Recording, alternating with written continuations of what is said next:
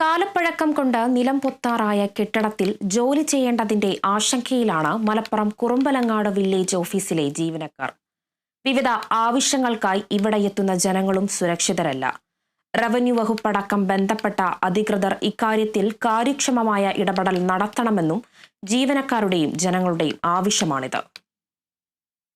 41 വർഷത്തെ പഴക്കമുണ്ട് village office കെട്ടിടത്തിന്.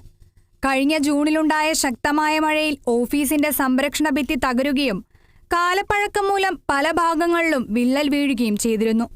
വില്ലേജ് ഓഫീസർ അടക്കം 5 ജീവനക്കാരുള്ള കെട്ടിടത്തിൽ എല്ലാ ആവശ്യങ്ങൾക്കുമായി 2 മുറികൾ മാത്രമാണുള്ളത്. സുരക്ഷാ ഭീഷണിക്കൊപ്പം അടിസ്ഥാന സൗകര്യങ്ങളില്ലാത്തതും വില്ലേജ് ഓഫീസിന്റെ പ്രവർത്തനത്തിന് പ്രതിസന്ധിയാകുന്നുണ്ട്. ചാലിയാർ, ചുങ്കത്തറ, പോത്തുകൽ പഞ്ചായത്തുകളിലെ 12ഓളം വാർഡുകളടങ്ങുന്ന വില്ലേജ് ഓഫീസിലെത്തുന്ന രേഖകൾ അടക്കമുള്ള കാര്യങ്ങൾ സൂക്ഷിക്കാനുള്ള സംവിധാനം പോലും ഇവിടെയില്ലെന്ന് ഓഫീസിലെത്തുന്നവർ വ്യക്തമാക്കുന്നു.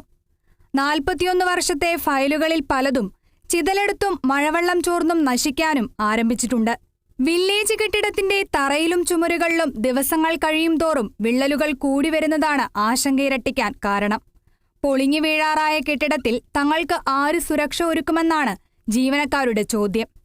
മുൻപുണ്ടായ അപകടങ്ങൾ കണക്കിലെടുത്ത് അടുത്ത മഴയ്ക്ക് മുമ്പായി ബദൽ സംവിധാനം ഒരുക്കണമെന്നും റവന്യൂ വകുപ്പും ജില്ലാ കളക്ടറും സ്ഥലം MLAയും വിഷയത്തിൽ ഇടപെടണമെന്നുമാണ് ഇവരുടെ ആവശ്യം. Kerala vision news, Malappuram.